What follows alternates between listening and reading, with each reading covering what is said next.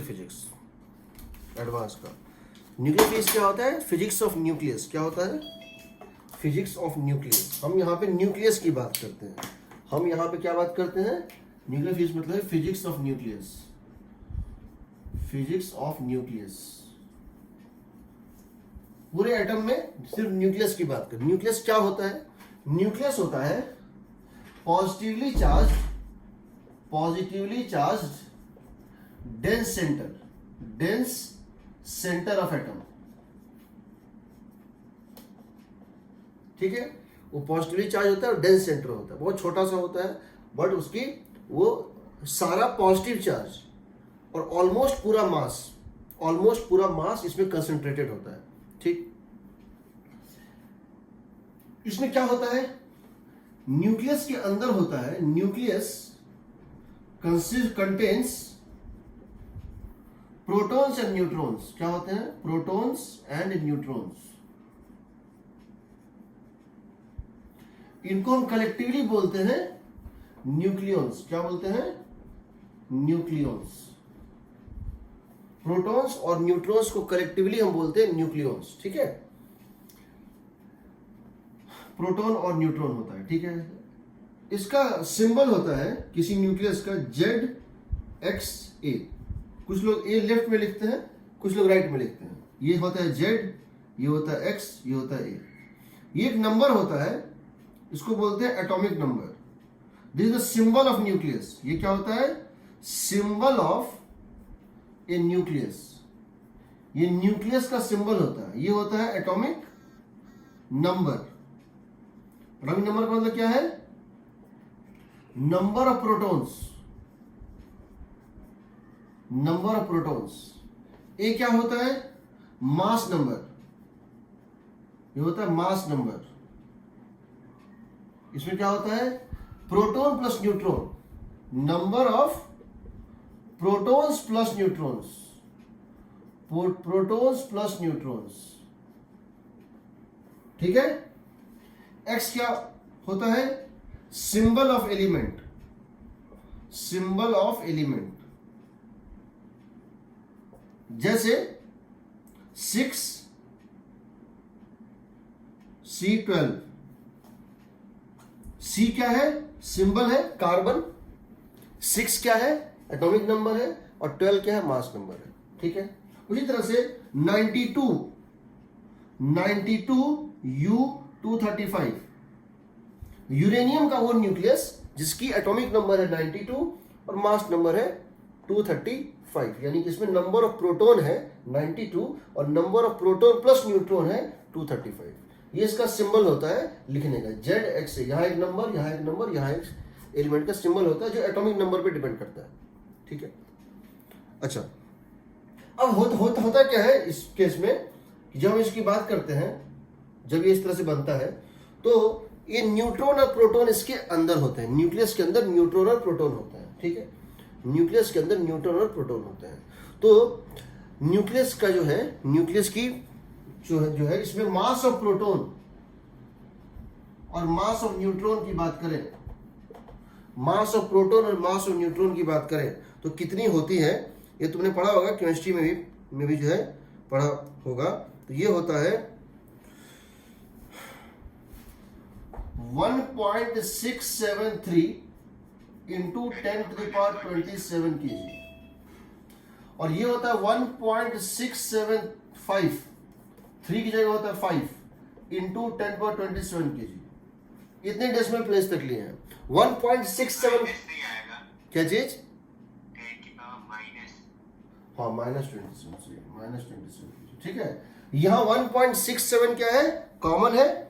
1.67 क्या है ये भाई? कॉमन है। ओके, और यहां पे 3 और यहां 5, यानी कि मास ऑफ न्यूट्रॉन थोड़ा सा ज्यादा होता है compare to mass of proton के। और एटॉमिक मास यूनिट में बात करें, अगर हम एटॉमिक मास यूनिट में बात करें तो ये होता है, ये जो है होता है इक्वल टू 1.0078 AMU।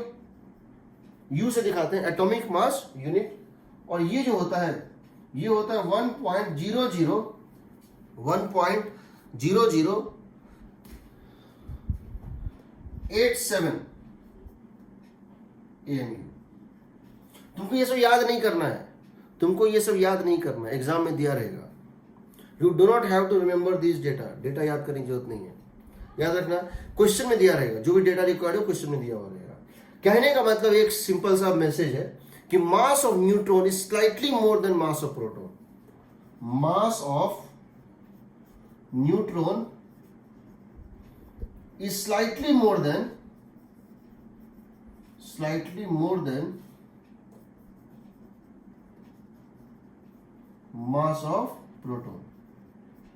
हल्का सा ज्यादा होता है, बहुत थोड़ा सा, ठीक है। ये इंपॉर्टेंट चीज है, ठीक। बाकी एग्जैक्ट वैल्यू क्या है तो वो याद करने की जरूरत नहीं है, ठीक है। अब समझो, इसमें अगर हम बात करें इसकी कि इसमें क्या होता है और कैसे होता है, तो अगर हम बात करें तो कुछ न्यूक्लियर और कुछ डिफिनेशंस होते हैं। हालांकि तुम केमिस्ट्री में जानते हो,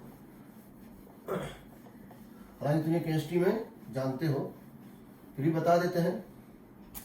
एक होता है आइसोटोप्स, आइसोबार्स, आइसोटोन्स और मिरर न्यूक्लियाई। क्या होते हैं? Isotopes, two nuclei are said to be isotopes, isobars, isotones और मिरर न्यूक्लियाई। क्या होता है? आइसोटोप क्या होता है? Same atomic number, different mass number. सही है? इसका मतलब होता है same mass number, different atomic number. सही है? इसका मतलब होता है same number of neutron, different atomic number, different atomic number and mass number. ये होता है अगर नंबर ऑफ न्यूट्रॉन और नंबर ऑफ प्रोटॉन इंटरचेंज है। Number of neutron and number of proton are interchange, exchange. Example 6C12, 6C14। सही है? 6C12 एंड 6C14। दूसरा इसका isobar, same mass number, 6C14, 7 and 14। देखो मास नंबर सेम है, atomic number अलग है। Isotone, same number of mass number. तो इसमें लिख सकते हो इस तरह से, ये हो गया, हाँ, 6C14,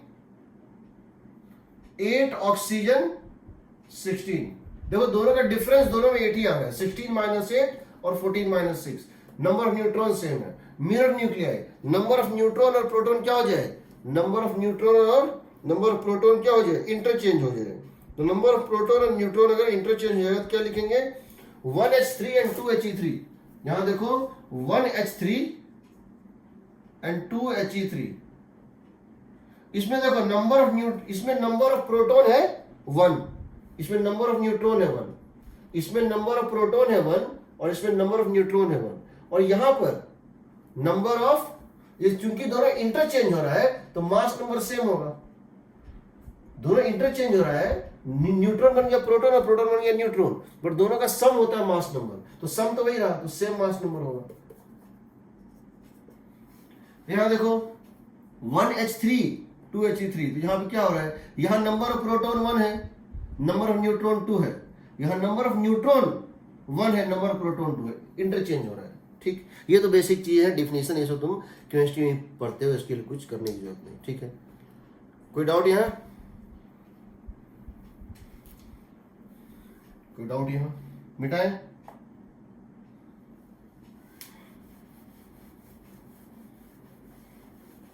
अब देखिए अगला चीज है न्यूक्लियस की प्रॉपर्टीज क्या क्या होती है। न्यूक्लियस की प्रॉपर्टीज क्या क्या होती है? न्यूक्लियर प्रॉपर्टीज, एक न्यूक्लियस की क्या क्या प्रॉपर्टी होती है, फिजिकल प्रॉपर्टी उसकी क्या क्या होती है। ठीक है, एक न्यूक्लियस की फिजिकल प्रॉपर्टी क्या क्या होती है। मिरर न्यूक्लियर होता था number of proton and number of neutron are interchange. एक में नंबर ऑफ N1 P1 है, दूसरे में N1 की जगह P1 P1 की जगह N1 एक्सचेंज हो जाता है। नंबर ऑफ न्यूट्रॉन और नंबर ऑफ प्रोटॉन को इंटरचेंज कर दो, तब जो न्यूक्लियर मिलेगा उसको बोलते हैं उसका मिरर न्यूक्लियर।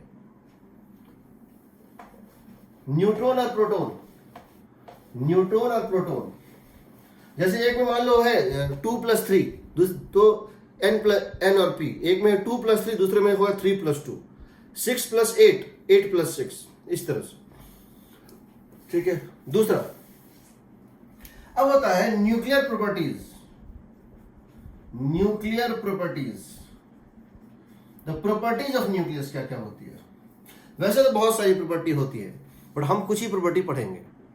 नोट्स में कुछ एक्स्ट्रा पॉइंट है जो आपको नोट्स दिया गया, उसमें मैंने कुछ कट किए हुए हैं, वो सिलेबस में नहीं, वो आप छोड़ सकते हैं। एक ब्लू कलर से मैंने कट किया है कहीं की, वो तुम छोड़ सकते हो।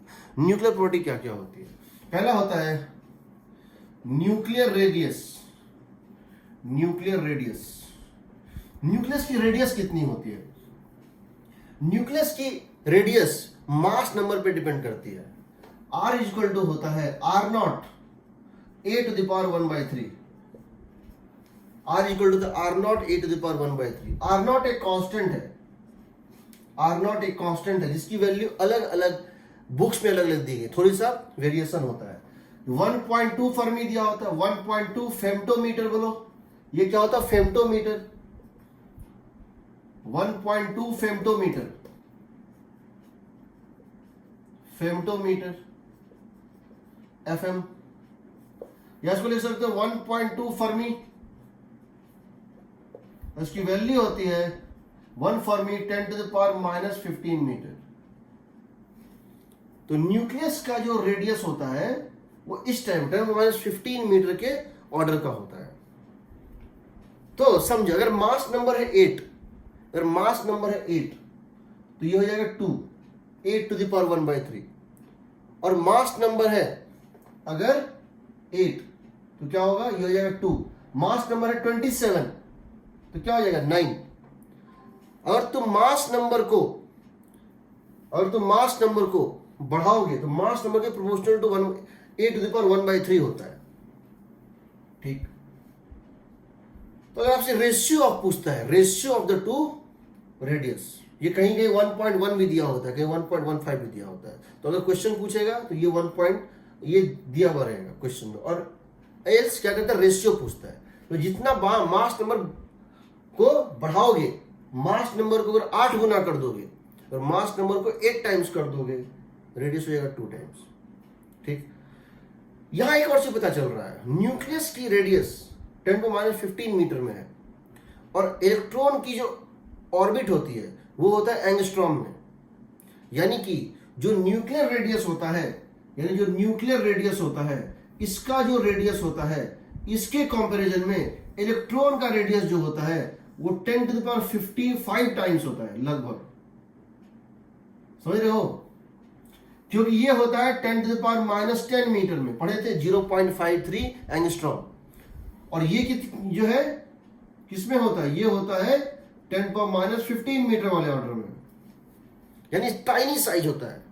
पहला ऑर्बिट जो है ना, उसके कंपैरिजन में भी इसका रेडियस बहुत बहुत बहुत छोटा होता है। ठीक है।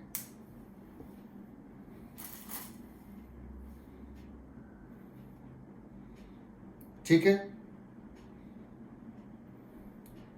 चलिए दूसरा होता है न्यूक्लियर चार्ज। न्यूक्लियस पे चार्ज कितना होता है? ये होता है +Ze। जेड प्रोटॉन इतना चार्ज, +Ze। ई क्या है? 1.6 इंटू 10⁻19 कूलम। ठीक है। तीसरा होता है nucleus surface area. Surface area क्या होगा न्यूक्लियस का? बताओ। अगर न्यूक्लियस एक स्फेयर है, और न्यूक्लियस एक स्फेयर है, स्फेरिकल शेप है, इसका सरफेस एरिया 4πr², यानी कि 4π इंटू R0² इंटू a⁻²/3। यानी मास नंबर ज्यादा करोगे तो न्यूक्लियस की मास का सरफेस एरिया भी बढ़ता है। चौथा, न्यूक्लियर वॉल्यूम क्या हो जाए बताओ? 4/3 pi R cube. R cube का मतलब है R naught cube into A, R naught cube into A, यानी ये प्रोपोर्शनल टू ए है। Nuclear volume directly proportional to A, यानी अगर न्यूक्लियर वॉल्यूम और रेडियस के बीच में ग्राफ प्लॉट करोगे, न्यूक्लियर वॉल्यूम और ए के बीच में मास नंबर, तो straight line passing through origin आएगा। पांचवा, न्यूक्लियर मास। न्यूक्लियर मास, अगर हम मान लें मास of proton, mass of neutron दोनों को सेम मान लें, दोनों का मीन वैल्यू ले लें, जो मास ऑफ प्रोटॉन और न्यूट्रॉन में बहुत कम का फर्क है, हम मान सकते हैं कि मास ऑफ प्रोटॉन और न्यूट्रॉन लगभग सेम है, इन दोनों का मीन वैल्यू ले लेते हैं, दिस प्लस दिस बाय 2। उस केस में अगर हम इसको मान लें तो उस केस में मास ऑफ द न्यूक्लियस क्या हो जाएगा बताओ? मास ऑफ द न्यूक्लियस क्या हो जाएगा? A times of mass of nucleon. Number of nucleon कितना है? A, हर एक का मास है m, तो टोटल मास हो जाएगा A times of mass of nucleon.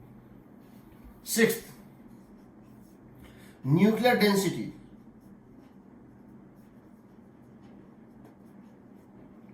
ये कितना है बताओ? This is going to be equal to nuclear density mass per unit volume. ये क्या होगा बताओ? मास पर यूनिट वॉल्यूम। ये लिख सकते हैं हम लोग मास पर यूनिट वॉल्यूम।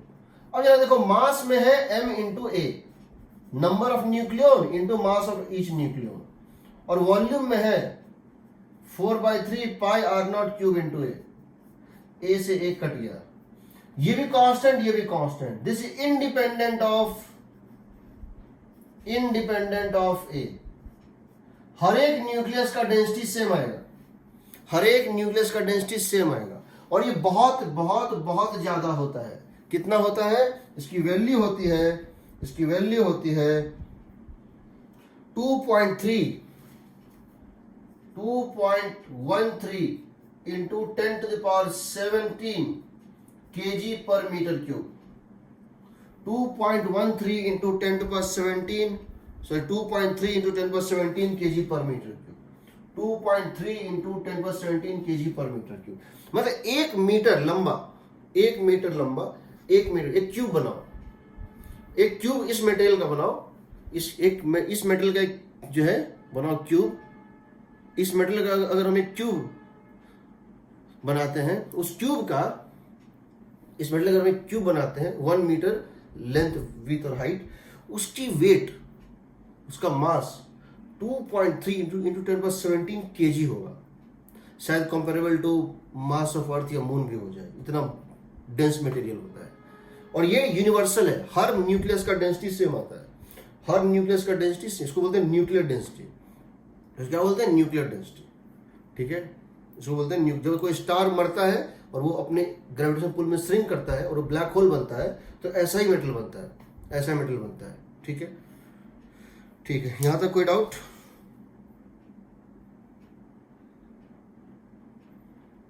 कोई डाउट यहां तक में? नेक्स्ट पॉइंट, ये सब नोट्स में भी है, देखना बाद में। ठीक, अगला पॉइंट, जब एक न्यूक्लियस में से क्या निकलते हैं? न्यूक्लियस के अंदर इलेक्ट्रॉन रिसाइड नहीं कर सकता है, न्यूक्लियस के अंदर इलेक्ट्रॉन रिसाइड नहीं कर सकता है। An electron cannot reside inside a nucleus.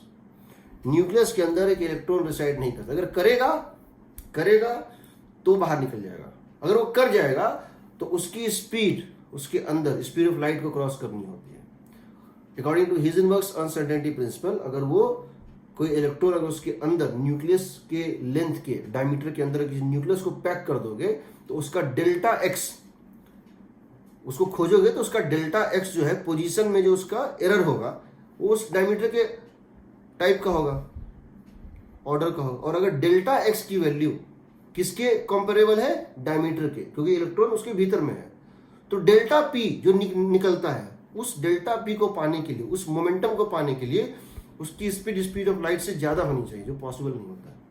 इसलिए न्यूक्लियस के अंदर इलेक्ट्रॉन एग्जिस्ट नहीं कर सकता है। ठीक, अभी देखेंगे हम, कोई न्यूक्लियस जब अल्फा बीटा या गामा डीके करता है, जब कोई न्यूक्लियस अल्फा बीटा या गामा डीके करता है, तो जब वो अल्फा बीटा या गामा डीके करता है तो उस केस में उसकी एनर्जी रिलीज होती है, जो एनर्जी लेके वो बाहर निकलता है, वो बहुत ज्यादा होता है। कितना होता है? मेगा इलेक्ट्रॉन वोल्ट में होता है। याद रखना। 7th, when a nuclei emits beta minus और गामा डीके और अल्फा डीके, कोई भी चीज, then its energy released is of the order of mega electron volt. वो मेगा इलेक्ट्रॉन वोल्ट का एनर्जी एमिट करता है। चूंकि वो मेगा इलेक्ट्रॉन वोल्ट का एनर्जी एमिट करता है, इसलिए इसका मतलब वो अंदर जब था तो इससे ज्यादा एनर्जी से बाइंडेड था, क्योंकि जब वो उसको पार करता ही वो उसको निकलता है। जब वो अंदर में था, जब तक ये बीटा माइनस या बीटा प्लस था या फिर अल्फा डी के था, वो जो है अंदर में बाउंडेड था, बंधा हुआ था, इससे ज्यादा एनर्जी से बंधा हुआ था। यानी कि निकलने के पहले जो पार्टिकल था, therefore before emission these particles or constituent particles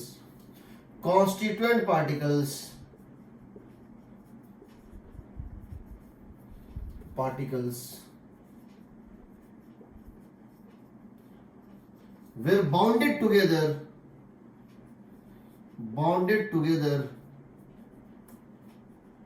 by large amount of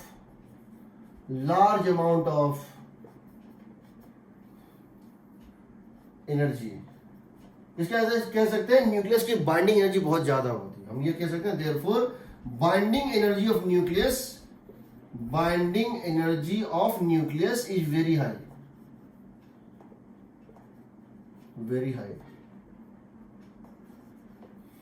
nucleus की बाइंडिंग एनर्जी बहुत ज्यादा होती है, इसलिए न्यूक्लियस को तोड़ना बहुत मुश्किल होता है। ना सवाल यह उठता है कि क्यों होता है न्यूक्लियस इतनी स्टेबिलिटी गेन कैसे करता है? इसके दो एक्सप्लेनेशंस हैं। एक है एनर्जी के थ्रू और एक है फोर्स के थ्रू। ठीक, सो क्वेश्चन है how nucleus gain such large stability. Nucleus की स्टेबिलिटी इतनी ज्यादा क्यों होती है, या न्यूक्लियस जो स्टेबल होता है उसमें न्यूक्लियॉन्स इतने ज्यादा स्टेबल कैसे होते हैं?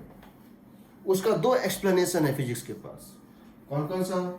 एक है एनर्जी के बेसिस पे और एक है फोर्स के बेसिस पे। क्वेश्चन है how nucleus gains stability. Particularly ये क्यों स्ट्रेंज है? क्योंकि न्यूक्लियस के अंदर दो प्रोटॉन है। न्यूक्लियस के अंदर अगर दो प्रोटॉन है या दो से ज्यादा प्रोटॉन है, उन प्रोटॉन के बीच की सेपरेशन न्यूक्लियस के जो है भीतर 10⁻⁻15 मीटर के ऑर्डर का है। जब दो प्रोटॉन को 10⁻⁻15 मीटर के डिस्टेंस पे रखोगे, लगभग 0 डिस्टेंस हो गया, तो उनके बीच में repulsive force tending to infinity होगा। जब दो प्रोटॉन को इतना नजदीक ले आओ कि उनके बीच की दूरी 10⁻15 मीटर से कम हो जाए न्यूक्लियस के भीतर, तो उस समय दोनों बीच रिपल्सिव जो रिपल्सन का फोर्स ऐड करे, इलेक्ट्रोस्टैटिक फोर्स और रिपल्सन, वो टेंडिंग टू इंफिनिटी होगा, बहुत ज्यादा होगा। जब इतना ज्यादा रिपल्सन फोर्स ऐड कर रहा है तो दो प्रोटॉन को क्या करना चाहिए? भाग जाना चाहिए। दो प्रोटॉन को उस न्यूक्लियस को डिसइंटीग्रेट कर जाना चाहिए ड्यू टू रिपल्सिव फोर्स। फिर भी वो भागता नहीं है। क्यों नहीं भागता है? या यूं कहें कि ये जो इलेक्ट्रोस्टैटिक फोर्स ऑफ जो इलेक्ट्रोस्टैटिक पोटेंशियल एनर्जी है 1/4πε0 Q1 Q2/r, because R is very very very small, so this potential energy very high. तो जब पोटेंशियल एनर्जी बहुत हाई है तो सिस्टम को टूट जाना चाहिए। इसका मतलब इसका कोई और पोटेंशियल एनर्जी है जो उसको उससे ज्यादा अट्रैक्शन दे रहा है, या पोटेंशियल एनर्जी उसके कारण निगेटिव है और इतनी ज्यादा निगेटिव है, इस पॉजिटिव से ज्यादा निगेटिव है, उसको हम बोलते हैं, पहला होता है उसको हम बोलते हैं, उसके लिए हमको समझना पड़ेगा Einstein's mass energy equivalence relation. Mass energy equivalence relation ये होता है delta E is equal to delta M into C square. Layman term में कहूं, जनरल टर्म में, डे टू डे लाइफ में, mass is the compressed form of energy. Energy को compress करने से मास बनता है और मास को फैलाने से एनर्जी बनता है। यानी एनर्जी और मास इंटर कन्वर्टिबल है। एनर्जी और मास इंटर कन्वर्टिबल है। मास एनर्जी में बन सकता है, एनर्जी मास से बन सकता है, according to Einstein theory of mass energy equivalence. यानी एनर्जी और मास इंटर कन्वर्टिबल होता है। ठीक है, तो कोई भी ऐसा रिएक्शन जिसमें मास कंजर्व्ड ना हो, कोई भी ऐसा रिएक्शन जिससे मास कंजर्व्ड ना हो, रिएक्टेंट का मास और प्रोडक्ट का मास इक्वल ना हो, उसको बोलते हैं न्यूक्लियर रिएक्शन। उसको बोलते हैं न्यूक्लियर रिएक्शन। और जहां मास कंजर्व्ड है उसको बोलते हैं केमिकल रिएक्शन। न्यूक्लियर रिएक्शन की खासियत होती है उसमें मास कंजर्व नहीं होता है। सो याद रखना, अगर मास कुछ गायब हो गया, रिएक्टेंट का मास जितना था, प्रोडक्ट का मास उससे थोड़ा कम है, जितना भी मास गायब हो गया वो क्या बन जाएगा, एनर्जी बन के निकल जाएगा। और अगर रिएक्टेंट के मास कम था, प्रोडक्ट का मास ज्यादा है, तो रिएक्टेंट साइड में उसने कुछ मास को एब्जॉर्ब करके, उसने कुछ एनर्जी को एब्जॉर्ब करके मास में कन्वर्ट कर दिया। इसमें क्या होता है, कोई रिएक्शन इस टाइप होता है, A plus B give C plus D, plus A और बी रिएक्ट किया, सी और डी दिया, और यहां ये एक एनर्जी रिलीज, इसको बोलते हैं क्यू वैल्यू। तो क्या बोलते हैं, क्यू वैल्यू। इसको बोलते हैं Q value of reaction. Q value of reaction का मतलब है energy liberated in the reaction. Energy liberated in the reaction. इस प्रोसेस में इतना एनर्जी बाहर निकल गया। तो जब आइंस्टाइन का इक्वेशन आ गया और न्यूक्लियर रिएक्शन है, अब मास कंजर्वेशन नहीं लगेगा, एनर्जी कंजर्वेशन भी नहीं लगेगा, मास और एनर्जी कंबाइंड कंजर्व होगा। यानी कि इसको अगर हम लिखना चाहते हैं, सबको हम एनर्जी के टर्म में लिख दें। देखो ये मास है, ये मास है, ये मास है, ये मास, और ये क्या है, एनर्जी है। तो हम इसको दो तरह से लिख सकते हैं, लेफ्ट हैंड और राइट हैंड को इक्वेट करेंगे, सबको एनर्जी के टर्म में या सबको मास के टर्म में। इसको अगर हम एनर्जी के टर्म में लिखेंगे तो क्या लिखेंगे, इसका इक्विवेलेंट एनर्जी होता है ma इंटू सी स्क्वायर। इसको मास है, ये मास है, बट इस मास का इक्विवेलेंट एनर्जी क्या होगा, mb इंटू सी स्क्वायर।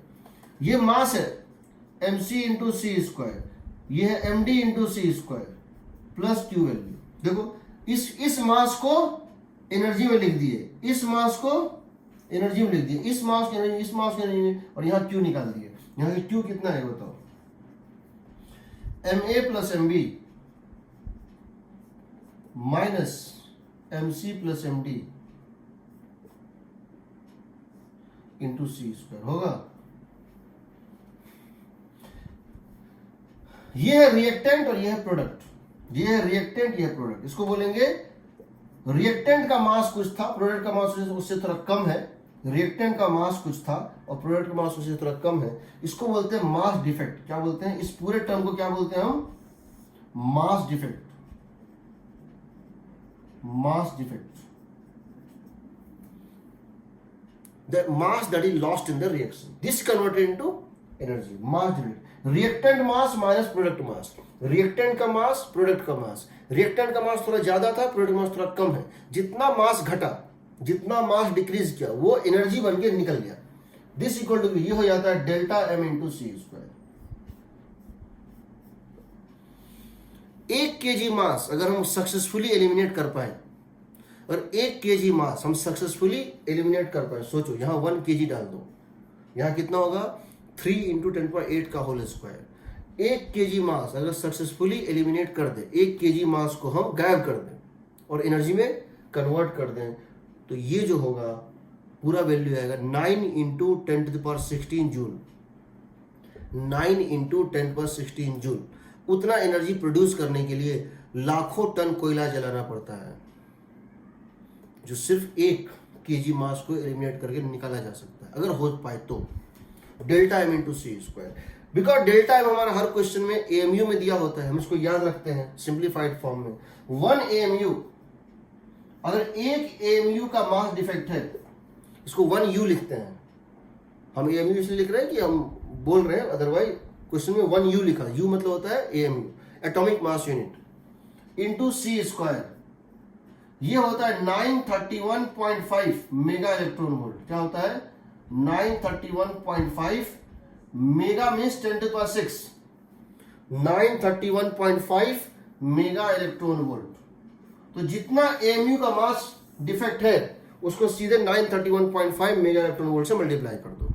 इसको बोलते हैं Einstein's mass energy equivalence relation. A और बी रिएक्ट करता है, इसका मास, रिएक्टेंट का मास थोड़ा ज्यादा होता है, प्रोडक्ट का मास थोड़ा कम होता है। जितना मास घटता है वो क्यू बन के निकल जाता है, ठीक, वो क्यू बन के निकल जाता है, पहली बात। दूसरी बात, ये जो होता है ये होता है 931.5, 1 एएमयू में 931.5 मेगा इलेक्ट्रॉन वोल्ट। ये जो एनर्जी निकलता है क्यू वैल्यू, किस फॉर्म में निकलता है?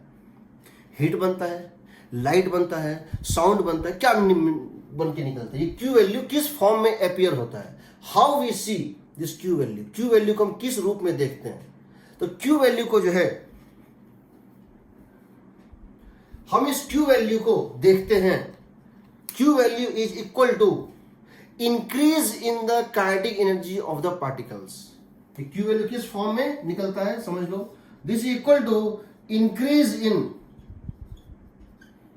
Kinetic energy of system.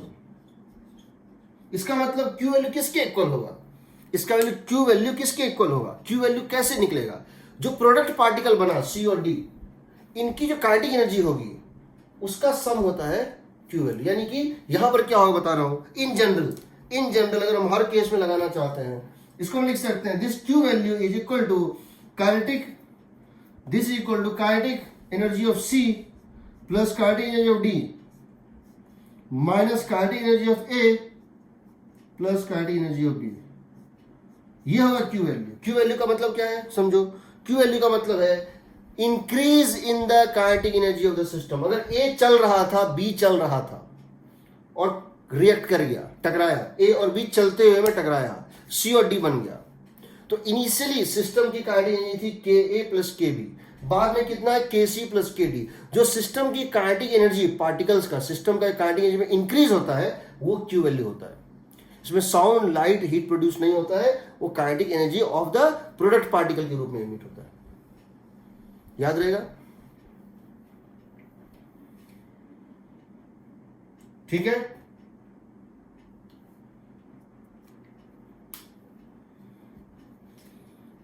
Okay,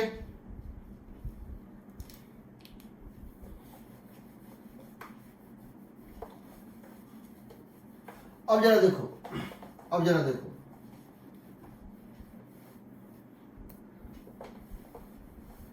nucleus के केस में कैसे ये आता है। ये न्यूक्लियस के केस में कैसे आता है? अगर आप किसी न्यूक्लियस का प्रोटॉन और न्यूट्रॉन देखेंगे, तो प्रोटॉन और न्यूट्रॉन, उसमें जो भी जितने भी नंबर ऑफ प्रोटॉन और जितने भी नंबर ऑफ न्यूट्रॉन है, अगर आप उनकी मास को जोड़ेंगे, फ्री प्रोटॉन और फ्री न्यूट्रॉन के मास को जोड़ दो और न्यूक्लियस के मास को जोड़ दो, न्यूक्लियस की मास थोड़ी कम आती है, न्यूक्लियस की मास थोड़ी कम आती है। तो न्यूक्लियस के केस में क्या होता है वो देखो, न्यूक्लियस के केस में क्या होता है।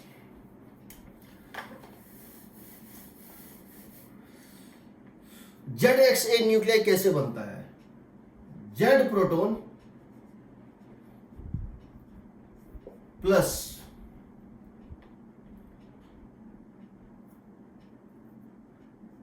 n न्यूट्रॉन,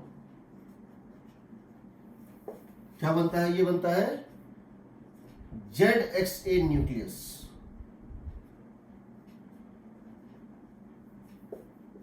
प्लस कुछ एनर्जी रिलीज हो जाता है, इसको हम बोलते हैं बाइंडिंग एनर्जी। क्या बोलते हैं?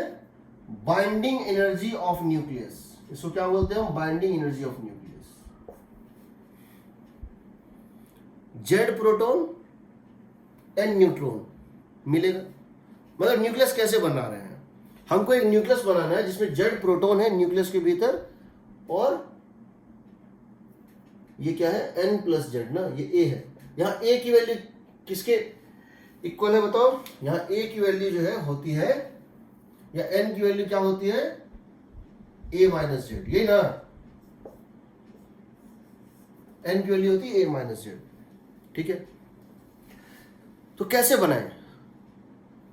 Z प्रोटॉन इनफाइनाइट पे रखे हुए थे, Z प्रोटॉन इनफाइनाइट पे रखे हुए थे, N न्यूट्रॉन भी इनफाइनाइट पे रखे हुए थे, सब रेस्ट पे थे। Z प्रोटॉन और N न्यूट्रॉन इनफाइनाइट पे रखे हुए थे। हम एक एक करके सबको लाते हैं और इस छोटे से न्यूक्लियस के रेडियस में, इस स्फीयर में सबको पैक कर देते हैं। इस प्रोसेस में मुझे वर्क करना पड़ेगा। इस प्रोसेस में मुझे वर्क, क्योंकि जब मैं प्रोटॉन को लाऊंगा और दूसरे प्रोटॉन को लाऊंगा, मुझे उनका रिपल्सन को ओवरकम करना पड़ेगा। मुझे इतना वर्क करना पड़ेगा। उस प्रोसेस में मुझे जो वर्क करना पड़ा, या उस प्रोसेस में जो एनर्जी रिलीज हुआ, या मैं एक न्यूक्लियस को, एक बने बनाए न्यूक्लियस को फिर से ब्रेक करना चाहता हूं, उसको फिर से क्या करता हूं? तोड़ के उसके सारे कांस्टेंट पार्टिकल को क्या करना चाहता हूं? इन्फिनिटी पे ले आना चाहता हूं। तो मुझे जो उस पर वर्क करना पड़ेगा, इसको बोलते हैं बाइंडिंग एनर्जी। बाइंडिंग एनर्जी क्या होता है? Energy released when the system is formed by assembling the constant particles from infinity. उसमें एनर्जी रिलीज होता है। जितना एनर्जी रिलीज होता है, हम कहते हैं सिस्टम ने उस अमाउंट से स्टेबिलिटी गेन कर लिया। हम कहते हैं सिस्टम ने उस अमाउंट से स्टेबिलिटी गेन कर लिया। अब तुम बोलोगे सर एनर्जी रिलीज क्यों होगा? अभी ग्राफ प्लॉट करूंगा न्यूक्लियर फोर्सेस का, तो समझ जाओगे। इस पूरे प्रोसेस में पोटेंशियल एनर्जी घटता है, पोटेंशियल एनर्जी डिक्रीज करता है। बिकॉज पोटेंशियल एनर्जी डिक्रीज करता है, उतना अमाउंट ऑफ एनर्जी लिबरेट हो जाता है। याद रखना, Z प्रोटॉन ये रिएक्शन है। Z proton reacts with nuclear reaction है N neutron to form ZXA nucleus, releasing certain amount of energy. इसको बोलते हैं binding energy of the nucleus. और हम कहते हैं न्यूक्लियस ने इस अमाउंट से स्टेबिलिटी गेन कर लिया। We say that nucleus has gained stability. We said that the nucleus has gained stability by this amount.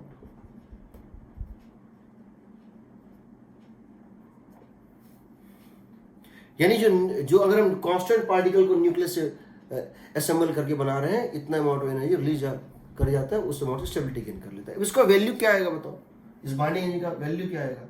तो बाइंडिंग एनर्जी या क्यू वैल्यू का वैल्यू जो है, बाइंडिंग एनर्जी का वैल्यू आएगा Z times of mass of proton, Z times of mass of proton plus N times of mass of neutron minus mass of X nuclear,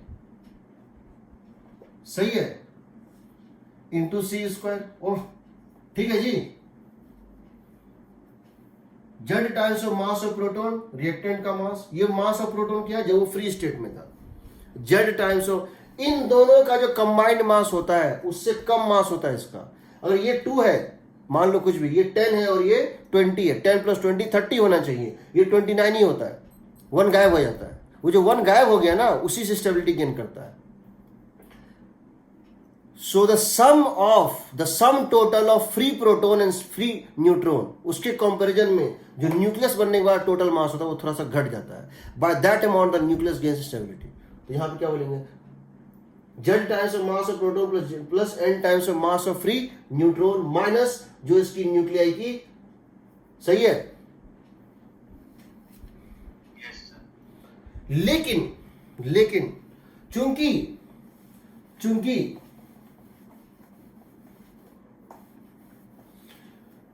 बहुत मुश्किल होता है न्यूक्लियस का मास पता कर पाना, बहुत आसान होता है एटम का मास पता कर पाना। क्यों? हमारे पास 1 मोल कोई एटम है, मेरे पास 1 मोल का कोई सैंपल है, मुझे उसका वेट पता है, तो मैं उस वजन को क्या करूंगा, या मेरे पास 1 केजी का कोई सामान है, कॉपर है, सिल्वर है, कुछ भी है, 1 केजी है, 1 केजी का मुझे पता है कि वो 1 केजी है। 1 केजी को मैं क्या करता हूं, उसके मास नंबर से डिवाइड कर देता हूं, तो मुझे उसका पर ग्राम का निकल जाता है वजन। पर ग्राम का वजन निकल गया, उसको मैं एवोगैड्रो नंबर से डिवाइड कर दूं, मुझे पर एटम का निकल जाएगा। एटॉमिक मास निकालना आसान है, क्योंकि हम जो नापते हैं वो न्यूक्लियस को अलग अलग करके तो हम नहीं नापते हैं। हम क्या करते हैं, हम जब किसी को नापते हैं तो हम पूरे सैंपल को नापते हैं, उसमें न्यूक्लियस नहीं होता, उसमें एटम्स होते हैं, तो एटॉमिक मास पता होता है। इसको हम एटॉमिक मास के लिखते हैं। ये है किसके टर्म में, मास of proton, mass of neutron, और ये क्या है, न्यूक्लियाई का मास। हम क्या कर रहे हैं, हम मास ऑफ प्रोटॉन की जगह डाल देते हैं, हम मास ऑफ प्रोटॉन की जगह क्या हम डाल सकते हैं, mass of 1H1 atom, mass of 1H1 atom minus mass of electron. सही है? क्या एक हाइड्रोजन में से उसकी मास ऑफ इलेक्ट्रॉन को निकाल दे तो एक प्रोटॉन का मास बच जाएगा। हाइड्रोजन एटम में से अगर हम एक इलेक्ट्रॉन का मास निकाल दें, हाइड्रोजन का अगर टोटल मास, मुझे हाइड्रोजन का अगर एटॉमिक मास पता है, हाइड्रोजन का अगर एटॉमिक मास पता है, उसमें से अगर हम एक इलेक्ट्रॉन का मास को निकाल दें तो क्या हमको हाइड्रोजन के न्यूक्लियस का मास मिल जाएगा। और उसके न्यूक्लियस में क्या होता है, सिर्फ एक प्रोटॉन होता है और कुछ नहीं होता है। Plus n times of mass of neutron minus, इसको क्या लिख सकते हैं, इसको क्या हम लिख दें, क्या इसको हम ये लिख दें, क्या लिख दें, mass of x atom, atomic mass, nuclear mass नहीं, ये न्यूक्लियस की मास यहां पे था ना, यहां इसको कर देते हैं एटम का मास। अगर x जो है न्यूक्लियर, जो x बना था, उसके एटम का मास टोटल इतना है, क्या इसमें हम z times of mass of electron कर दें। सही है? क्या हम इस न्यूक्लियस के मास को लिख सकते हैं, एटम का मास, टोटल एटम का मास माइनस उसमें जितने इलेक्ट्रॉन है, जेड इलेक्ट्रॉन है, जेड इलेक्ट्रॉन का मास। सही है?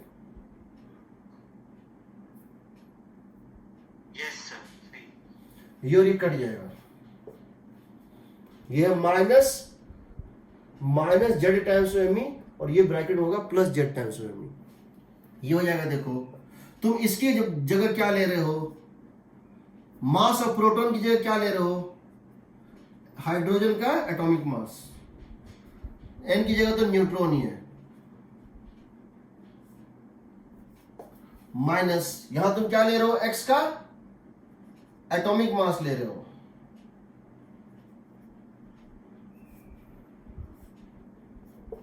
तो समझो तुम्हारे क्वेश्चन में यही डेटा दिया होता है, तुम्हारे क्वेश्चन में यही डेटा दिया हुआ था। तो तुम्हारे पास बाइंडिंग एनर्जी निकालने का 2 मेथड है, तुम्हारे पास बाइंडिंग एनर्जी निकालने का 2 मेथड है।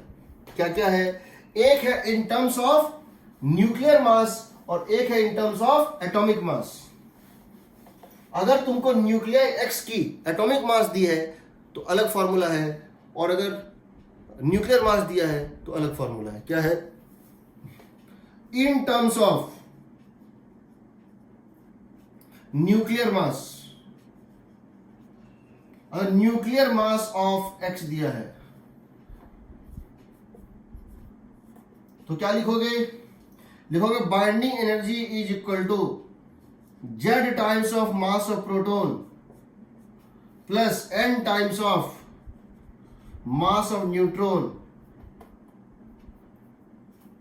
Minus m times of ZXA nucleus.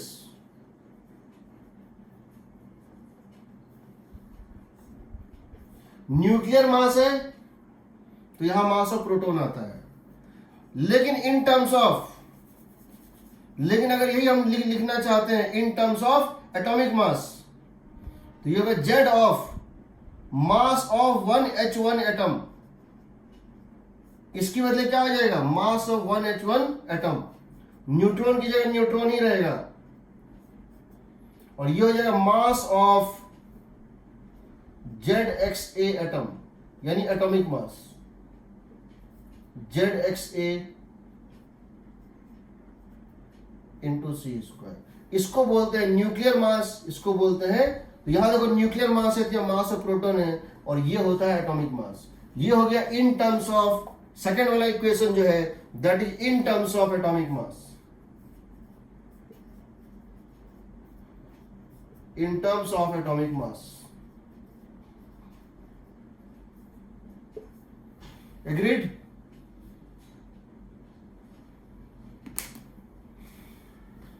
Agreed?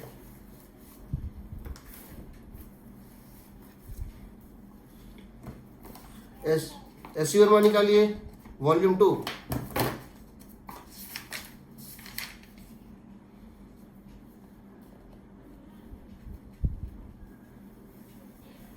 S Verma volume 2, page 437, page 437।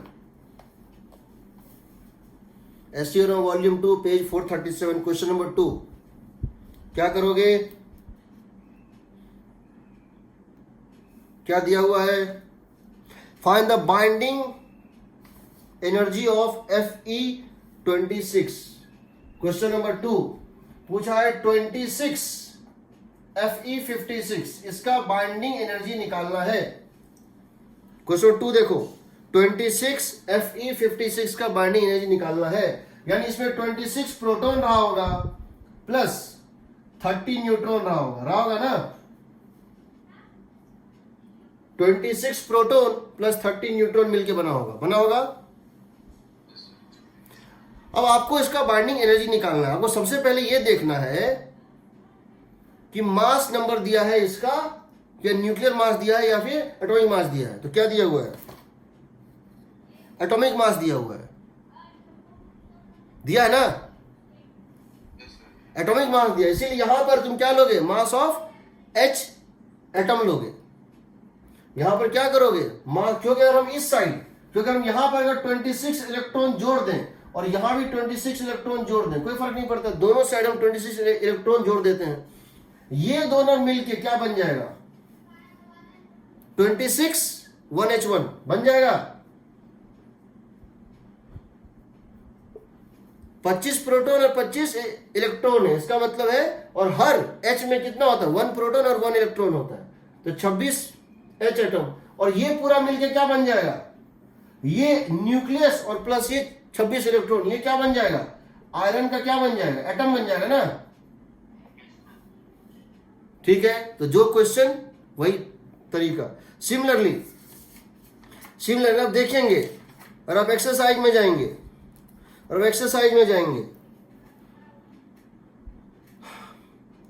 Question number 5, सारा डेटा स्टार्टिंग में दिया हुआ है, एग्जाम में भी दिया रहेगा, सारा डेटा एक्सरसाइज के स्टार्टिंग में दिया हुआ है।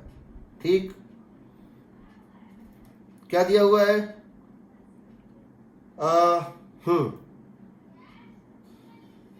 क्वेश्चन नंबर 5 देखो, बाइंडिंग एनर्जी पर न्यूक्लियन पूछा है, बता रहे हैं क्या होता है।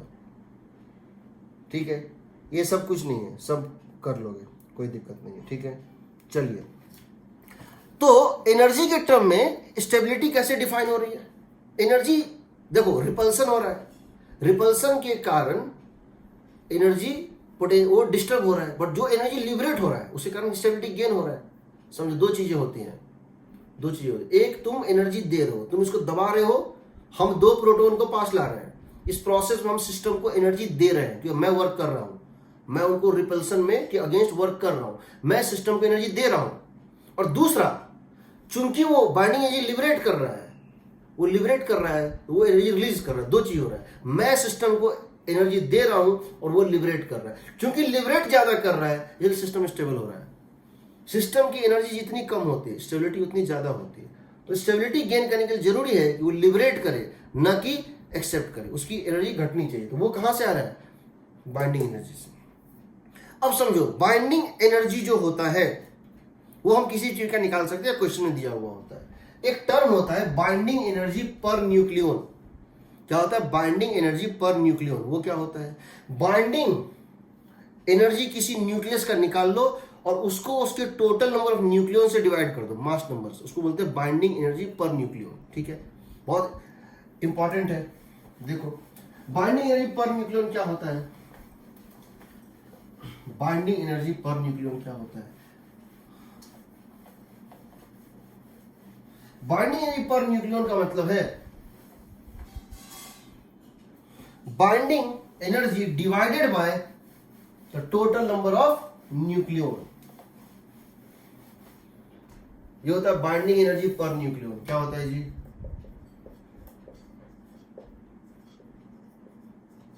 बाइंडिंग एनर्जी पर न्यूक्लियन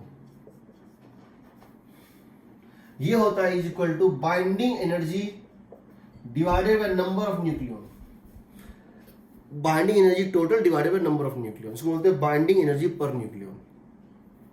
किसी न्यूक्लियस की स्टेबिलिटी, कौन सा न्यूक्लियस ज्यादा स्टेबल है, उस पर डिपेंड नहीं करता उसकी बाइंडिंग एनर्जी क्या, उस पर डिपेंड करता है उसकी बाइंडिंग एनर्जी पर न्यूक्लियन कितनी। याद रखना, stability of A nuclei, stability of A nuclei is directly proportional to binding energy per nucleon, not proportional to, not dependent on binding energy। वो बाइंडिंग एनर्जी से determine नहीं होता है कि कौन न्यूक्लियस ज्यादा स्टेबल होगा, वो डिटरमाइन होता है बाइंडिंग एनर्जी पर न्यूक्लियन से। किससे? बाइंडिंग एनर्जी पर न्यूक्लियन से। इसका मतलब क्या होगा? मान लो मेरे पास दो एटम है, एक है एक्स, एक है वाई, एक है जेड। मेरे पास तीन न्यूक्लियाई हैं, एक्स वाई और जेड, एक्स वाई और जेड। मान लेते हैं इसका मास नंबर है, मान लेते हैं इसका मास नंबर है 30, इसका मास नंबर है 50 और इसका मास नंबर है मान लेते हैं कि सपोज 80। इसकी बाइंडिंग एनर्जी है 240 मेगा इलेक्ट्रॉन वोल्ट। इसकी बाइंडिंग एनर्जी है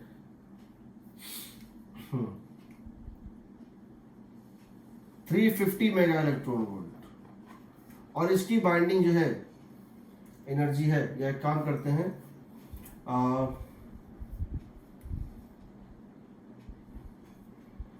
460 मेगा इलेक्ट्रॉन वोल्ट और इसकी जो है बाइंडिंग एनर्जी है मान लेते हैं कि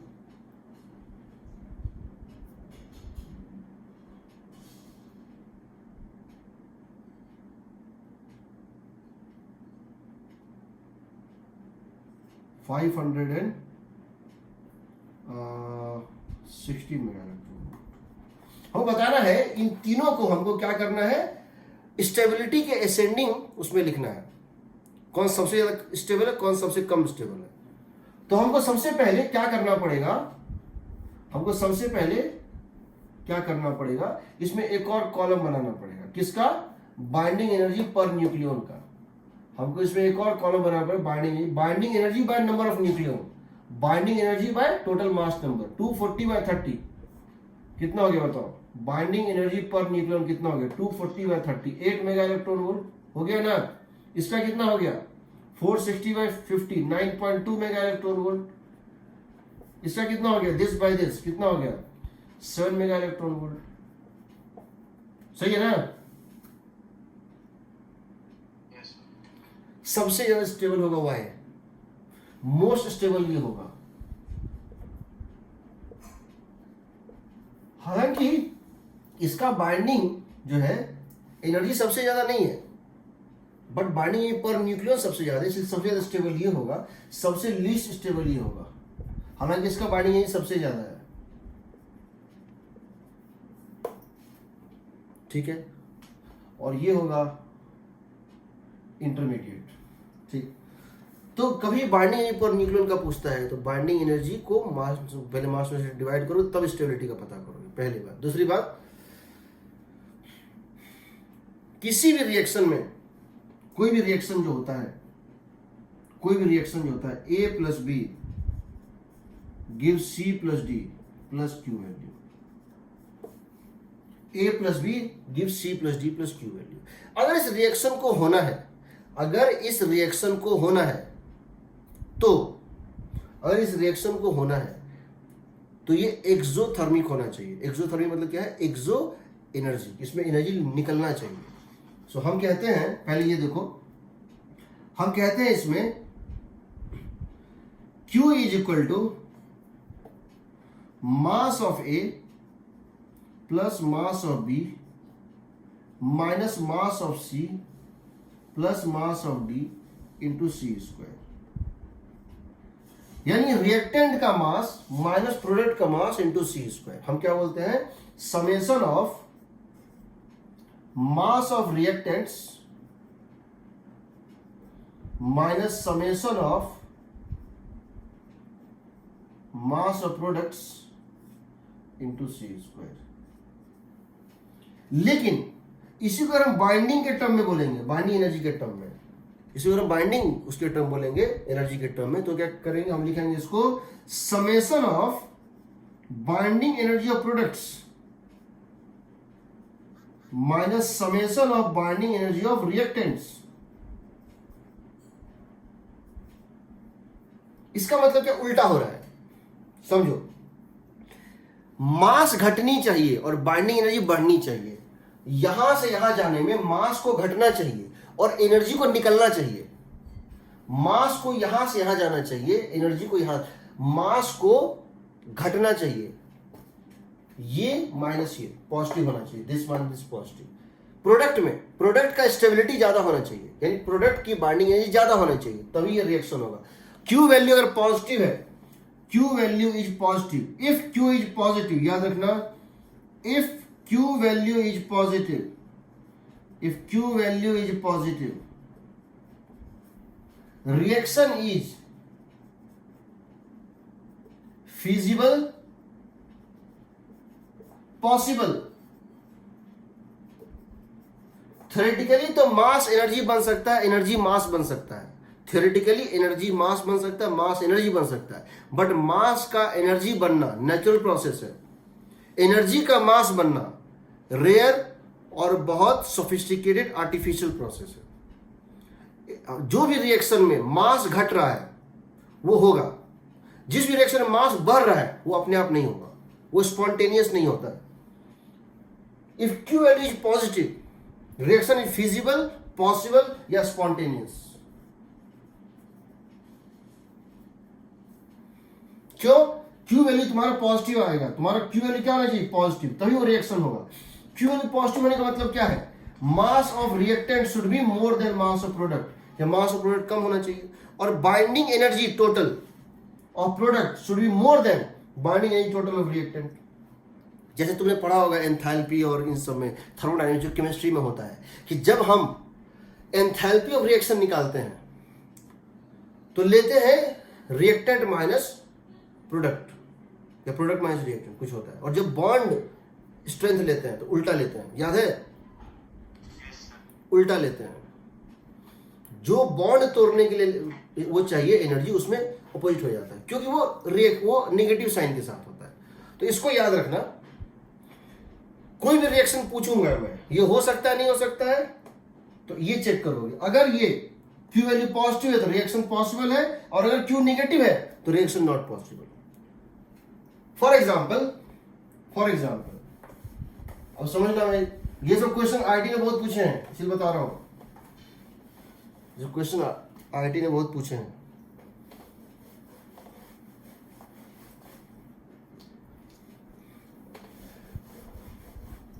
इस टाइप से तुम्हें दिया हुआ है, binding energy per nucleon, binding energy per nucleon versus mass number.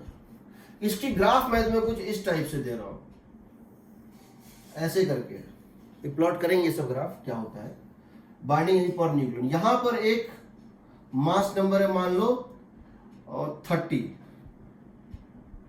यहां एक मास नंबर है 40,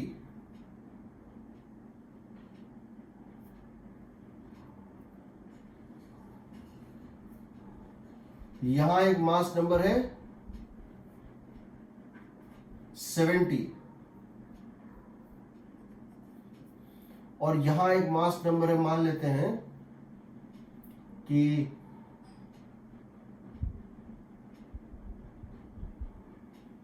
90। वैल्यूज दी हुई है, ये मेगा इलेक्ट्रॉन वोल्ट, इसका यूनिट क्या है, mega electron volt per nucleon. Unit क्या है इसका, mega electron volt per nucleon. इसकी वैल्यू दी हुई मान लो 4, इसकी दी हुई मान लो 8,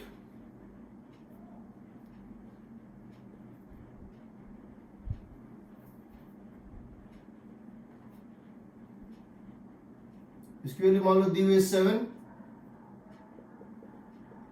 ये मान लो दी हुई 6। क्वेश्चन है क्या ये reaction, which of the following reaction is possible, which of the following reaction is possible. तो हमसे क्वेश्चन पूछा गया है which of the following reaction is possible, which of the following reaction is possible. इसका नाम दे दो, इस न्यूक्लियाई का नाम है X, इस न्यूक्लियाई का नाम है X, इसका है Y, इसका है Z, इसका है W। X plus Y is equal to Z possible है कि नहीं। दूसरा अगर मैं पूछना चाहता हूं कि हाँ X plus X is equal to W possible है कि नहीं। तीसरा मैं ये जानना चाहता हूं कि 40 है तो ठीक है, 40 नहीं, हाँ 40 30 अच्छा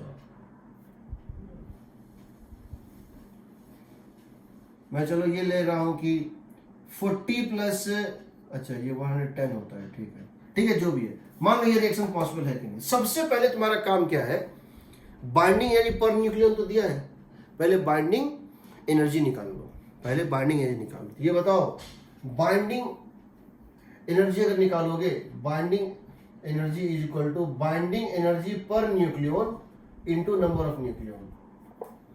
ये बताओ एक्स का कितना होगा, 120।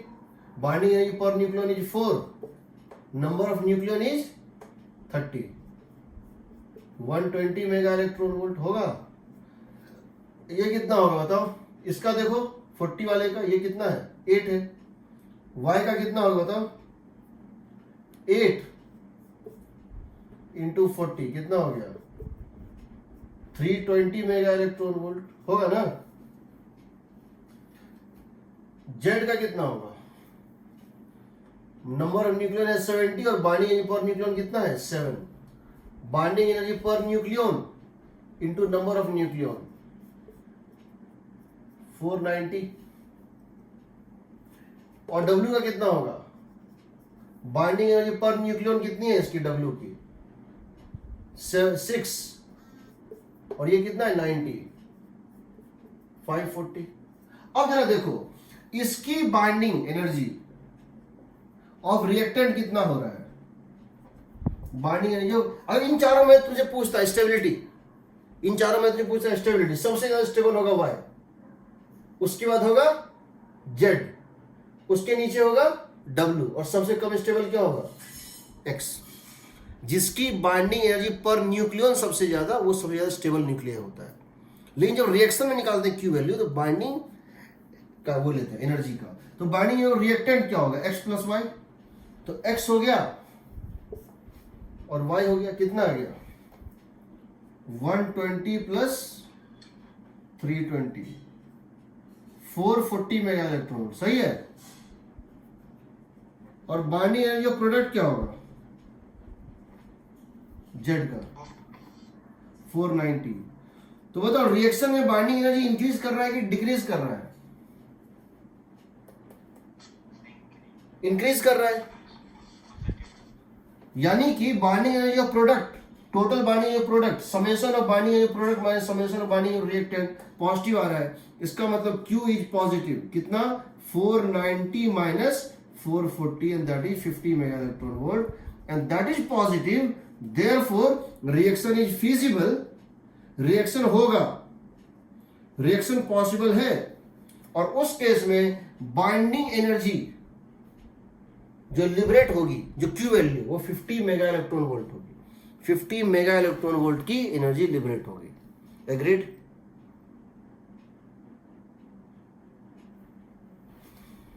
सही है। वर्कबुक निकालो, वर्कबुक निकालो, वर्कबुक पार्ट 4 वर्कबुक निकालिए, न्यूक्लियर फिजिक्स वाली workbook.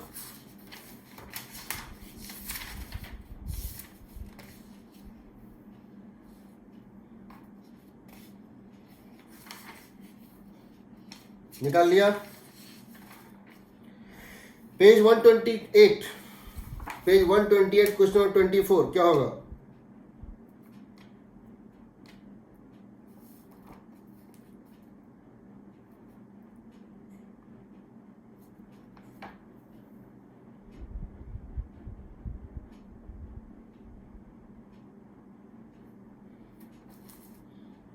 Page number 128 question number 24, the above plot is binding energy per nucleon versus mass number of A, B, C, D, E, F.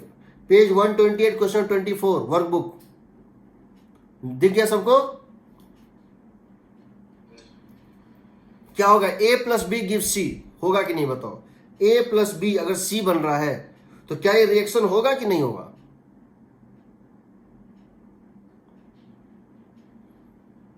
बोलो।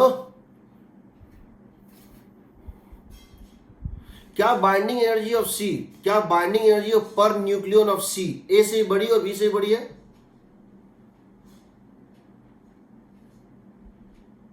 क्या binding energy per nucleon of C, binding energy per nucleon of A और B दोनों से बड़ी है? तो इसका मतलब है कि वो जो है सी का टोटल बाइंडिंग ज्यादा ही रहेगा ना, पॉजिटिव होगा ना, बाइंडिंग एनर्जी ऑफ प्रोडक्ट ज्यादा होगा ना, ठीक? तो ए पॉजिटिव है, फर्स्ट पॉसिबल है, फर्स्ट पॉसिबल है यानी ऑप्शन बी और सी गलत है। फर्स्ट अगर पॉसिबल है, फर्स्ट करेक्ट है ना? करेक्ट, फर्स्ट पॉसिबल है यानी कि ऑप्शन बी और सी गलत हो गया।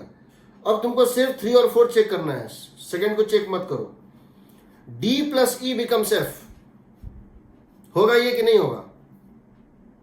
D प्लस ई बिकम्स एफ, एफ जो है D से भी छोटा है और E से भी छोटा है ना? तो पक्का छोटा होगा ना, वो पॉसिबल ही नहीं है। इसका मतलब है 3 गलत है, 3 गलत है। F बिकम D प्लस ई, F बिकम्स D प्लस ई, F बन जाए D प्लस ई, पॉसिबल है ना? समझ गए ना? दूसरा आ जाओ page number 130 question number 10, page 130 question number 10। क्या क्वेश्चन दिया हुआ है? एक बाइंडिंग एनर्जी पर न्यूक्लियन का ग्राफ दे दिया है और उससे कुछ क्वेश्चन पूछा है। क्या पूछा है? देखो, एक बाइंडिंग एनर्जी पर न्यूक्लियन का ग्राफ दे दिया, उससे कुछ क्वेश्चन पूछा है और ग्राफ एक हाइपोथेटिकल दिया हुआ, कुछ इस टाइप से ग्राफ है। ये बाइंडिंग एनर्जी पर न्यूक्लियन, ये बाइंडिंग एनर्जी पर न्यूक्लियन और ये है ऐसे करके, ऐसे करके, ऐसे करके, फिर ऐसे करके। ये दिया 2 मेगा इलेक्ट्रॉन वोल्ट पर इसका और ये दिया हुआ 2008 का क्वेश्चन है, पेज 130 क्वेश्चन नंबर 10 4। यहां पे 100 है, यहां पर 200 है और फिर उससे ज्यादा है। क्या पूछा है? किस प्रोसेस में एनर्जी निकलेगा, ये पूछा है। If two nuclei have mass number lying between 1 and 50, दो न्यूक्लियाई, पहला ऑप्शन, दो न्यूक्लियाई एक्स और वाई मिल रहे हैं, दो न्यूक्लियाई एक्स और वाई मिल रहे हैं, फ्यूजन मतलब होता है दोनों मिलके एक बन जाएंगे और ये बन जाते हैं जेड। जहां इसकी मास नंबर 0 से 50 के बीच में है और इसकी मास नंबर भी 0 से 50 के बीच में है, कोई वैल्यू ले लो, मान लो ये 30 है 0 और ये मान लो 40 है, ये कितना हो जाएगा 70 हो जाएगा। पूछा है क्या इस प्रोसेस में एनर्जी लिबरेट होगा, तो पहले ये बताओ इसकी बाइंडिंग एनर्जी कितनी होगी, बताओ 30 के लिए बाइंडिंग एनर्जी क्या है 2 है ना, 30 के लिए बाइंडिंग एनर्जी पर न्यूक्लियन क्या है 2 है ना, ये हो जाएगा 60। y का कितना है 40 के लिए क्या है बताओ 2 ही है ना, तो 40 इंटू 2 कितना हो जाएगा 80 बाइंडिंग एनर्जी, ये बाइंडिंग एनर्जी है। 70 के लिए 70 में तो ये यहीं पे ना है ना, 100 तक फिक्स है, ये कितना हो जाएगा 140। तो क्या बाइंडिंग एनर्जी इंक्रीज किया कि डिक्रीज किया, इंक्रीज या डिक्रीज, अनचेंज, कोई चेंज नहीं है, कोई चेंज नहीं है, ये न्यूक्लियर रिएक्शन है ही नहीं, ये न्यूक्लियर रिएक्शन है ही नहीं क्योंकि इसमें मास कंजर्व्ड है, ये केमिकल रिएक्शन है, कुछ रिलीज नहीं होगा। दूसरा क्या लिया है, दो न्यूक्लियाई जिनकी मास 50 से 100 के बीच में है वो दोनों आपस में फ्यूज कर रहे हैं। अब इसको चेंज कर दो, अब इसको चेंज कर दो, क्या कर दो, इसको x लो, इसको y लो, इसको z बना दो, इसको 50 और 100 के बीच में ले लो, इसको ले लो 60, इसको ले लो 80, इसको ले जाएगा 140, होगा ना। तो ये बताओ 60 के करस्पॉन्डिंग 2 था, 60 के करस्पॉन्डिंग 2 था, 80 के करस्पॉन्डिंग भी 2 था और 140 के करस्पॉन्डिंग कितना हो गया 8 हो गया ना। तो एनर्जी क्या होगा, रिलीज होगा कि नहीं, पॉजिटिव आएगा, यानी यहां एनर्जी रिलीज होगा, बी सही है। उसी तरह से सी, अभी तक तो दो को तो फ्यूज कर रहे थे, फ्यूजन हो रहा था, अब फ्यूजन हो रहा है, टूट रहा है। अब कहना है ऑप्शन सी में, क्या कहना है, ऑप्शन सी में कहना है एक बड़ा न्यूक्लियाई जिसकी एटॉमिक नंबर मास नंबर जो है वो क्या थी, वो 100 से 200 के बीच में थी, वो दो टुकड़ों में टूट जाता है। ये एक न्यूक्लियाई है जिसका मास नंबर मान लो 100 से 200 के बीच में, कुछ भी ले लो, 80 ले लो, या इसको एक काम करो, इसको 100 से 200 के बीच में इसको ले लो, 160 ले लो। ये टूट जाता है दो टुकड़ों में, ये दो न्यूक्लियाई में टूट जाता है, जेड 80, समझ रहे हो,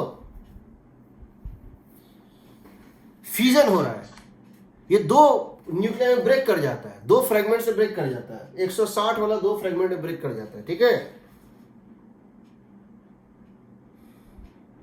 2 इक्वल फ्रेगमेंट्स, तो बताओ इसका बाइंडिंग एनर्जी कितना, 160 इंटू कितना बताओ, 160 यहां है ना, कहीं यहां पर है, इंटू 8, इसका कितना 2 टाइम्स ऑफ कितना Z plus Z, total binding energy product क्या होगा, 80 के करस्पॉन्डिंग कितना है 2 है ना, 2 टाइम्स ऑफ 80 होगा।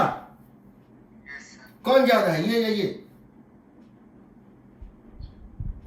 ये ज्यादा है ना, तो बाइंडिंग एनर्जी घट रहा है, ये रिएक्शन नहीं होगा, बाइंडिंग एनर्जी घट रहा है ना, ये रिएक्शन नहीं होगा, बाइंडिंग एनर्जी बढ़ना चाहिए, मास घटना चाहिए, mass should decrease and binding energy should increase during the reaction. अगला 200 से 260 के बीच का, 200 से 260, 200 से लेकर और 260 के बीच का कोई न्यूक्लियाई दो टुकड़ों में टूट गया, इक्वल टुकड़ों में, 200 से 260 कोई भी वैल्यू ले लो, 200 से 260 में कोई वैल्यू 140 240 ले लो, इसको तोड़ दो दो टुकड़ों में, हो गया ना। इसका कितना होगा 240 इंटू 4, 240 इंटू ये वैल्यू कितनी है 4 है ना, इसकी कितनी होगी 2 टाइम्स ऑफ 120 इंटू 120 यहां पे है ना 8, बढ़ रहा है घट रहा है, बढ़ रहा है ना, होगा ये रिएक्शन होगा। ठीक, उसी तरह से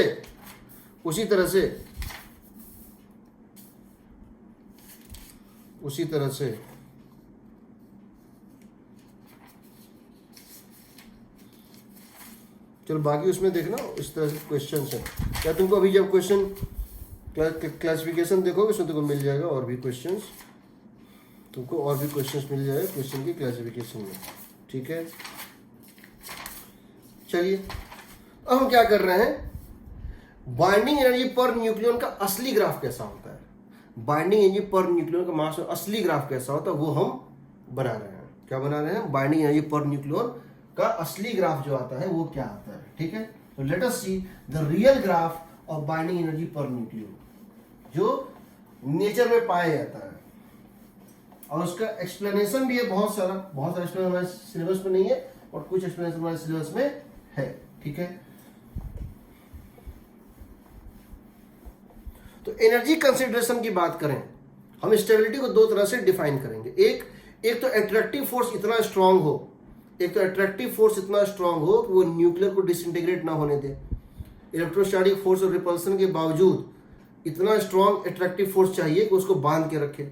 वहां हम बात करेंगे न्यूक्लियर फोर्स की, किसकी, न्यूक्लियर फोर्स, और उसकी प्रॉपर्टीज क्या क्या होती है। दूसरी कि जब भी ये सिस्टम बना होगा तो एनर्जी इसको स्टेबिलिटी गेन करना चाहिए, इसको स्टेबिलिटी गेन यानी उसमें पोटेंशियल यानी टोटल उस सिस्टम की टोटल एनर्जी क्या होनी चाहिए, निगेटिव होनी चाहिए। तुम जानते हो जब भी किसी सिस्टम की टोटल एनर्जी निगेटिव हो तभी वो स्टेबल रहेगा, और पॉजिटिव है तो क्या करे, स्केप कर जाएगा। यहां निगेटिव होना चाहिए। तो बाइंडिंग एनर्जी के टर्म पे है, खाली उसको हम ग्राफ के टर्म में भी बताएंगे। ठीक है, तो देखो बाइंडिंग एनर्जी पर न्यूक्लियन का ग्राफ इस टाइप से आता है। किस टाइप से, देखो बाइंडिंग एनर्जी पर न्यूक्लियन का जो ग्राफ होता है वो कुछ इस टाइप से होता है।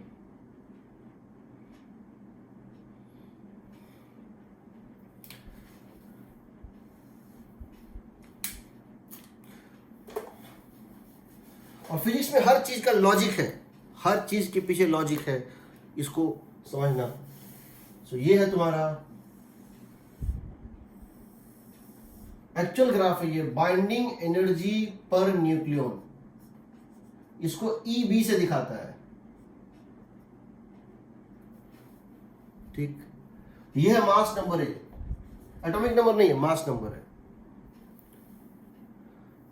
तो क्या हम कह सकते हैं दो आइसोटोप का रेडियस सेम होगा, न्यूक्लियर रेडियस सेम होगा, कह सकते हैं क्या दो आइसोटोप का न्यूक्लियर रेडियस सेम होगा, क्या दो मिरर न्यूक्लियर का न्यूक्लियर रेडियस सेम होगा, होगा ना। ये सब पूछेगा एग्जाम मेंस में खास तौर से। ये देखो ऐसा ग्राफ दिखता है एक्चुअली में, सारे न्यूक्लियस जो हमारे नेचर पाए उसको इस तरह से लेंगे। इसमें कुछ एक्सेप्शंस होते हैं, इसमें कुछ जो होते हैं एक्सेप्शनल बिहेवियर शो करते हैं। कहां पे, एक यहां करता है शो, यहां बाद सडन एक जंप होता है, यहां पे बहुत बड़ा जंप होता है, यहां एक बहुत बड़ा जंप होता है, यहां एक बहुत बड़ा जंप होता है, उसके बाद भी जंप सब होते हैं, लेकिन यहां का जंप बहुत बड़ा होता है, यहां भी जंप होता है, यहां भी जंप होता है, कुछ इस टाइप से होता है। ठीक है, तो ये है तुम्हारा बाइंडिंग एनर्जी पर न्यूक्लियन का ग्राफ मास नंबर के साथ। तो समझो इसकी वैल्यू यहां पर होती है लगभग 8.8 मेगा इलेक्ट्रॉन वोल्ट। ये होता है 8 पॉइंट, ये होता है यूनिट क्या होगा, मेगा इलेक्ट्रॉन वोल्ट पर न्यूक्लियन। ये लगभग 8.8 होता है। यहां पर आता है हीलियम 2He4, इसका वैल्यू लगभग होता है 7 होना चाहिए। देखो 1H1, 1H2, 1H3 like that. According to trend के अकॉर्डिंग हीलियम को यहां पहुंचना चाहिए था, हीलियम को यहां होना चाहिए, बट हीलियम एक्सेप्शनल जंप लेता है। क्यों लेता है बताऊंगा। ठीक, ये है मान लो 1H1, ये हो सकता है 1H2 हो, ठीक है, ये हो सकता है 1H3 हो, 2He कुछ हो, बस 2He4 जो है इसमें बहुत बड़ा जंप होता है, ये एक्सेप्शनली बहुत ज्यादा स्टेबल होता है, इसीलिए अल्फा डी के ही निकलता है। ये अल्फा पार्टिकल है, याद रखना, ये अल्फा डी के इसीलिए निकलता है क्योंकि वो एक्सेप्शनली स्टेबल होता है। ठीक है, उसी तरह से जंप और कहां का मिलता है, जंप मिलता है, ये होता है पॉइंट, ये है। सो हम कह रहे हैं पहला चीज है between A equal to 40 to A equal to 120, 40 से लेके 120 तक बहुत कम का चेंज आता है। A इक्वल टू 40 से लेकर और A इक्वल टू 120 तक लगभग कांस्टेंट होता है।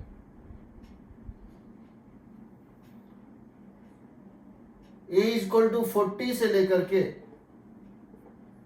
A इक्वल टू 120 तक लगभग कांस्टेंट आता है। ठीक, हम कह रहे हैं A equal to 40 to 120, binding energy per nucleon is almost equal to 8.5 mega electron volt, and that is a constant, दूसरा, all for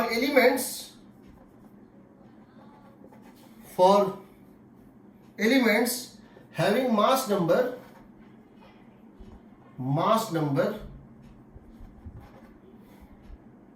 in multiple of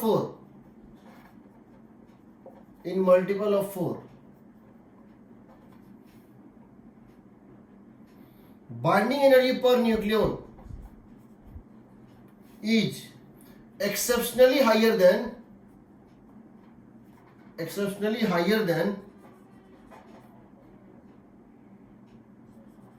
expected, जो बोलते हैं पेयरिंग इफेक्ट। और पेयरिंग इफेक्ट क्या होता है बताऊंगा न्यूक्लियर फोर्स में, पेयरिंग इफेक्ट बोलते हैं, due to pairing effect.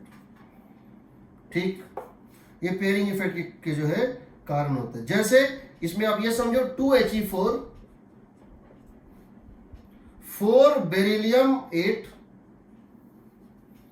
6C12, 8O16, ये सब एक्सपेक्टेड से सडन जंप लेते हैं। भाई ये जो ग्राफ आ रहा था ना, यहां आया, यहां जिसको होना चाहिए वो यहां ना होकर यहां होता है, यहां जिसको होना चाहिए वो यहां होकर यहां होता है, यहां जिसको होना चाहिए यहां होकर यहां होता है। ये सब कौन होते हैं देखो, 4, 8, 12, 16, 4 के मल्टीपल में। इसका कारण है पेयरिंग इफेक्ट। पेयरिंग इफेक्ट क्या होता है, जब न्यूक्लियर फोर्स बताऊंगा तो बताऊंगा। पैरेलल और एंटी पैरेलल स्पिन के केस में, पैरेलल और एंटी पैरेलल जब पेयरिंग बनता है, स्पिन्स का जब पेयरिंग बनता है तो एनर्जी सिग्निफिकेंटली घटता है। ठीक है, वो वहां पे बताएंगे। ठीक है, इसको याद रखना। इसका एक पीक आता है, वो आता है कोरिस्पॉन्डिंग टू आयरन। किसके, इसका एक पीक होता है, that is corresponding to Fe36।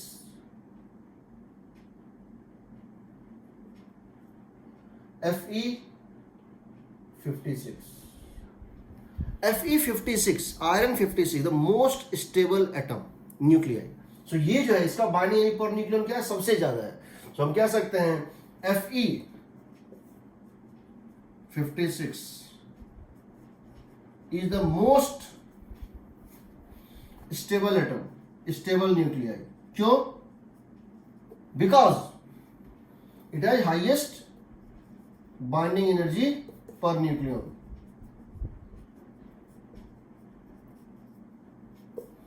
ठीक, हाईएस्ट बाइंडिंग पर न्यूक्लियन। इसीलिए हर न्यूक्लियर क्या चाहेगा, आयरन जैसा बनना चाहेगा, सबसे स्टेबल है ना। जो बहुत दुबला होता है वो थोड़ा चाहता है मोटा हो जाए, और जो थोड़ा मोटा होता है वो चाहता है ये हो जाए, दुबला हो जाए। इसका ये सबसे फिट है, फिजिकली सबसे फिट है, सब इसके जैसा बनना चाहता है। इसके लिए क्या करना होगा, जो मोटा है उसको वजन घटाना होगा, और जो दुबला है उसको ज्यादा खाना होगा। तो कहने का मतलब है यहां का न्यूक्लियाई अगर आयरन बनना चाहता है तो क्या करना होगा, इसको अपने मास को घटाना होगा, आयरन की तरफ इसको लिफ्ट आना है ना। सब चाहता है आयरन के पास आए तो ये क्या करेगा, देखो ये क्या करेगा, बिकॉज इसका वजन ज्यादा है और इसको यहां आना है, ये अपने आप को घटाना चाहता है, तो घटाने के लिए क्या करेगा, घटाने के लिए क्या करेगा, फ्यूजन करेगा। फ्यूजन मतलब क्या होता है, ये देगा न्यूक्लियर फ्यूजन, न्यूक्लियर फ्यूजन देगा। फ्यूजन का मतलब क्या है, ये अपना साइज घटाएगा, ये ब्रेक करेगा, ब्रेक्स इनटू स्मॉलर पार्ट्स, समझ रहे हो, ये न्यूक्लियर फ्यूजन देता है। फ्यूजन मतलब ब्रेकिंग इनटू, ये अपना वजन घटाना चाहता है, ये दो टुकड़ों में टूट जाएगा और ये न्यूक्लियर यहां पहुंच जाएगा, एक यहां एक यहां, स्टेबिलिटी बढ़ जाएगा, आयरन के जितना क्लोज जा सके। ये क्या करेगा बताओ, वजन बढ़ाना है, ये फ्यूज करेगा, मिलेगा, ये देगा फ्यूजन। इसीलिए हाइड्रोजन फ्यूजन देता है, फ्यूजन नहीं देता है, और यूरेनियम फ्यूजन देता है, फ्यूजन नहीं देता है। यूरेनियम बहुत भारी है, उसको छोटा होना है, हाइड्रोजन बहुत छोटा, उसको बड़ा होना है। ये देता है फ्यूजन, ये देता है फ्यूजन। तुम यहां एक चीज देख सकते हो, ये ग्राफ मैंने प्लॉट किया है, यहां ये स्लोली वेरी कर रहा है, बट यहां ये स्टीप उठा था, ये पहाड़ है, इस पहाड़ की यहां पे चढ़ाई तो खड़ी चढ़ाई है और यहां पे थोड़ा सा धीरे धीरे चढ़ाई हो। इसका मतलब क्या है, अगर यहां कोई रिएक्शन होगा, अगर कोई रिएक्शन मान लो, ये न्यूक्लियाई, अगर यहां पर ये न्यूक्लियाई अगर इस न्यूक्लियाई में कन्वर्ट हो गया, या ये और ये न्यूक्लियाई अगर मिल गया, समझो ये न्यूक्लियाई और ये न्यूक्लियाई अगर मिल गया तो यहां पे जाएगा 10 + 20 कितना हो जाएगा, 30। 10 + 20 कितना हो जाएगा, 30। तो तुम क्या देख रहे हो, बाइंडिंग एनर्जी पर न्यूक्लियन बहुत ज्यादा शिफ्ट कर गया। देखो बिकॉज यहां ये खड़ी चढ़ाई है, तो बाइंडिंग एनर्जी पर न्यूक्लियन 10 और 20 के कंपेरिजन में 30 का बाइंडिंग एनर्जी पर न्यूक्लियन बहुत ज्यादा है। इसीलिए इस रिएक्शन में जब 10 + 20 30 बनेगा, इस रिएक्शन में एनर्जी लिबरेटेड बहुत ज्यादा होगा, जबकि यहां पर ये स्लो चेंज हो रहा है। यहां पर अगर ये चेंज हो भी गया, अगर ये टूट के दो पार्ट में बट भी गया, तो बाइंडिंग एनर्जी का चेंज बहुत ज्यादा नहीं है जितना यहां पर था, इसलिए एनर्जी रिलीज यहां कम होता है। एनर्जी रिलीज फ्यूजन में कम होता है, फ्यूजन में ज्यादा होता है। ये एटम बम का कंसेप्ट है, ये हाइड्रोजन बम का कंसेप्ट है। सन में ये होता है, सन में ये होता है। यहां पर थोड़ा सा भी मास नंबर बदलता है रिएक्शन के बाद, तो shift in delta binding energy बहुत ज्यादा होता है, इसलिए यहां पर एनर्जी जो है निकलता है जो बहुत हाई होता है। यहां पर स्लो चेंज होता है, रिलेटिवली स्लो चेंज होता है, तो यहां पर चेंज बहुत बड़ा नहीं होता है, इसीलिए इसके कंपेरिजन में यहां पर एनर्जी लिबरेटेड कम होता है। फ्यूजन में ज्यादा एनर्जी होता है लिबरेट, फ्यूजन में कम होता है। ठीक, ये कुछ एक्सेप्शनल हो सकते हैं 3 4 5, इसका कारण होता है पेयरिंग इफेक्ट। ये इस टाइप से बनता है बाइंडिंग एनर्जी पर न्यूक्लियन का ग्राफ। ठीक है, चलो।